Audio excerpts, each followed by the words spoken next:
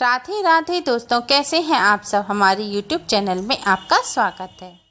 दोस्तों, आज की इस वीडियो में हम आपको भगवान श्री कृष्ण की ऐसी कथा सुनाएंगे जिस कथा को सुनने मात्र से ही भाद्रपद की शुक्ल चतुर्थी को चंद्र दर्शन से लगने वाला कलंक दूर होता है।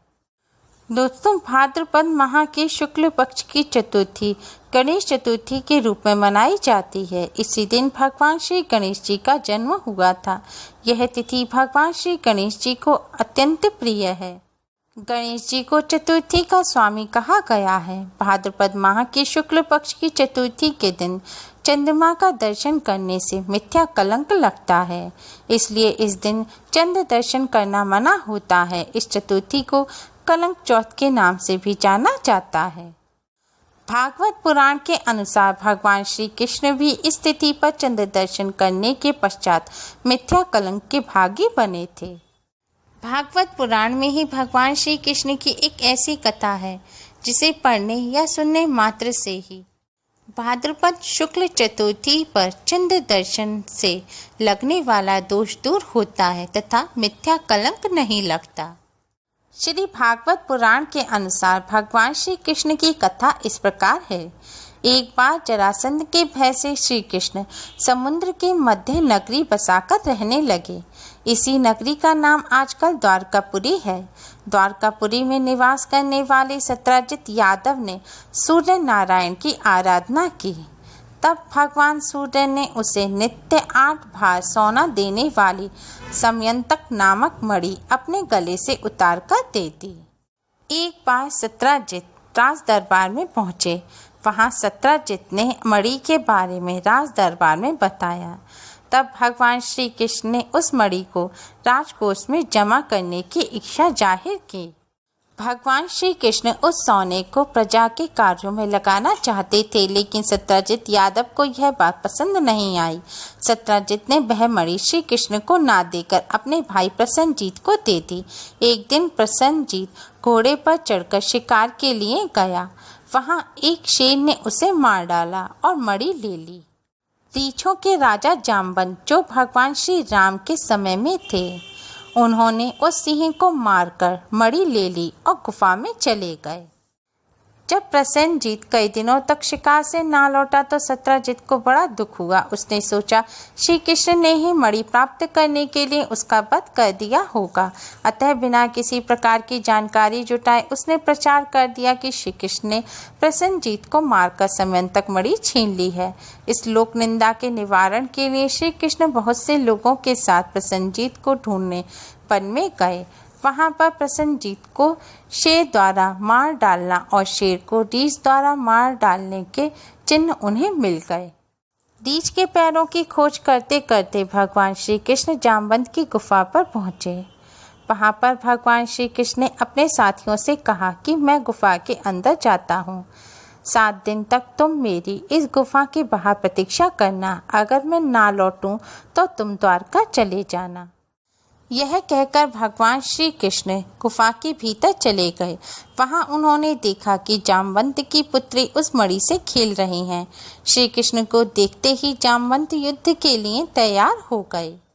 भगवान श्री कृष्ण और जामवंत में युद्ध छिड़ गया। गुफा के बाहर श्री कृष्ण के साथियों ने उनकी 7 दिन तक प्रतीक्षा की। फिर वे लोग उन्हें मर गया जानकर पश्चाताप करते हुए द्वारकापुरी लौट गए। इधर 21 दिन तक लगातार युद्ध करने पर भी जामवंत श्री कृष्ण को पराजित ना कर सके। तब उन्होंने सोचा कहीं यह वह अवतार तो नहीं जिनके लिए मुझे रामचंद्र जी का वरदान मिला था। यह पुष्टि होने पर उन्होंने अपनी कन्या का विवाह श्री कृष्ण के साथ कर दिया और मणि दहेज में दे दी। श्री कृष्ण जब मणि लेकर वापस आए तो सत्राजित अपने किए हुए पे बहुत लज्जित हुए। इस लज्जा से मुक्त होने के लिए उन्होंने भी अपनी पुत्री का विवाह श्री कृष्ण के साथ कर दिया। श्री कृष्ण ने वन से आकर वह मणि सत्राजित को वापस कर दी। सत्राजित ने दहेज में वह मणि श्री कृष्ण को दी, लेकिन श्री कृष्ण ने उसे लेने से मना कर दिया। कुछ समय के बाद श्री कृष्ण किसी काम से इंद्रप्रस्थ चले गए। तब अक्रूर तथा ऋतु वर्मा की राय से सतधनवा यादव ने सत्राजित को मारकर मणि अपने कब्जे में ले ली। सत्राजित की मौत का समाचार जब श्री कृष्ण को मिला तो वे तत्काल द्वारका पहुँचे। वे सतधनवा को मारकर मणि छीनने को तैयार हो गए। इस कार्य में सहायता के लिए बलराम जी भी तैयार थे। यह जानकर सतधनवा ने मणि अक्रूर को दे दी और स्वयं भाग निकला। श्री कृष्ण ने उसका पीछा करके उसे मार तो डाला, पर मणि उन्हें नहीं मिल पाई। बलराम जी भी वहां पहुंचे। श्री कृष्ण ने उन्हें बताया मणि इसके पास नहीं है। बलराम जी को विश्वास ना हुआ। वे अप्रसन्न होकर विदर्भ चले गए। श्री कृष्ण के द्वारका लौटने पर लोगों ने उनका भारी अपमान किया। तत्काल यह समाचार फैल गया कि समयंतक मणि के लोभ में श्री कृष्ण ने अपने भाई को भी त्याग दिया।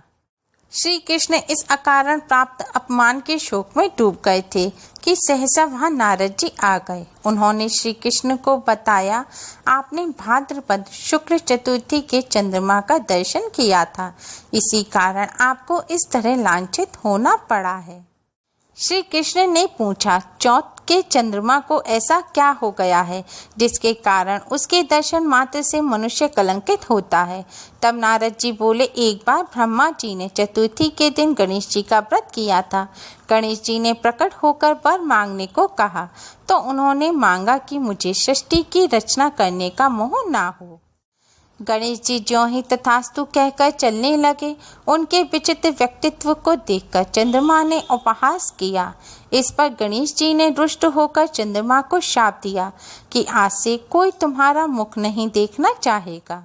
शाप देकर गणेश जी अपने लोक को चले गए और चंद्रमा मानसरोवर की कुमुदनियों में जा छिपे। चंद्रमा के बिना प्राणियों को बड़ा कष्ट हुआ। उनके कष्ट को देखकर ब्रह्मा जी की आज्ञा से सारे देवताओं के व्रत से प्रसन्न होकर गणेश जी ने वरदान दिया कि अब चंद्रमा शाप से मुक्त हो जाएगा।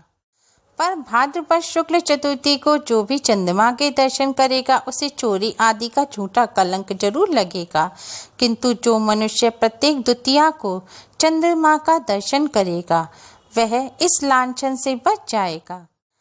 और भाद्रपद शुक्ल चतुर्थी पर गणेश जी का व्रत करने से यानी कि सिद्धि विनायक व्रत करने से सारे दोषों से मुक्ति मिल जाएगी। नारद जी ने भगवान श्री कृष्ण से कहा। यह सुनकर देवता अपने अपने स्थान को चले गए। इस प्रकार भाद्रपद शुक्ल चतुर्थी को चंद्रमा का दर्शन करने से आपको यह कलंक लगा है। तब श्री कृष्ण ने कलंक से मुक्त होने के लिए भाद्रपद शुक्ल चतुर्थी का व्रत किया। कुरुक्षेत्र के युद्ध में युधिष्ठिर ने भगवान श्री कृष्ण से पूछा, भगवान, मनुष्य की मनोकामना सिद्धि का कौन सा उपाय है? किस प्रकार मनुष्य धन, पुत्र, सौभाग्य तथा विजय प्राप्त कर सकता है? यह सुनकर श्री कृष्ण ने उत्तर दिया, यदि तुम पार्वती पुत्र श्री गणेश का विधि पूर्वक पूजन करो तो निश्चय ही तुम्हें सब कुछ प्राप्त हो जाएगा। तब श्री कृष्ण की आज्ञा से ही युधिष्ठिर जी ने गणेश चतुर्थी का व्रत करके महाभारत का युद्ध जीता था। श्री भागवत पुराण के अनुसार भगवान श्री कृष्ण की इस समयंतक मणि की कथा सुनने मात्र से ही भाद्रपद शुक्ल चतुर्थी पर चांद देखने का जो दोष है वह दूर हो जाता है और कोई भी कलंक नहीं लगता। अगर आपने कभी भी भाद्रपद शुक्ल चतुर्थी के चंद्र के दर्शन किए हैं तो आप भगवान श्री गणेश से हाथ जोड़कर क्षमा मांगने की प्रार्थना करें और भगवान श्री कृष्ण की इस कथा को पूरी श्रद्धा के साथ सुनें। इस कथा को सुनने मात्र से ही भगवान श्री गणेश और भगवान श्री कृष्ण की कृपा से भाद्रपद शुक्ल चतुर्थी पर चंद्र दर्शन से लगने वाले दोष दूर होते हैं। और अगर पहले भी आपने कभी चांद देखा है या आप पर उसकी वजह से कोई कलंक लगा हुआ है तो वह भी जल्दी ही दूर हो जाएगा। ध्यान रखें, आज रात आप भाद्रपद शुक्ल चतुर्थी के चंद्र का दर्शन भूलकर भी ना करें। और ध्यान रखें, किसी के कहने से भी या परीक्षा के लिए भी कि चंद्र दर्शन से कोई दोष लगता है या नहीं लगता, भूलकर भी आप चंद्र के दर्शन ना करें। क्योंकि अगर भाद्रपद शुक्ल चतुर्थी पर चंद्र के दर्शन कर लिए जाएं, तो पूरी साल भर आप पर झूठे कलंक, मिथ्या आरोप लगते ही रहेंगे। अगर आपको हमारी ये वीडियो पसंद आई हो तो लाइक करना ना भूलें। हमारी इस वीडियो को अपने फ्रेंड्स और रिश्तेदारों में ज़्यादा से ज़्यादा शेयर करें, जिससे वह भी इसका लाभ उठा सकें। और हमारी और भी वीडियोस के लिए हमारे चैनल को सब्सक्राइब करना ना भूलें। Thanks for watching. Radhe Radhe.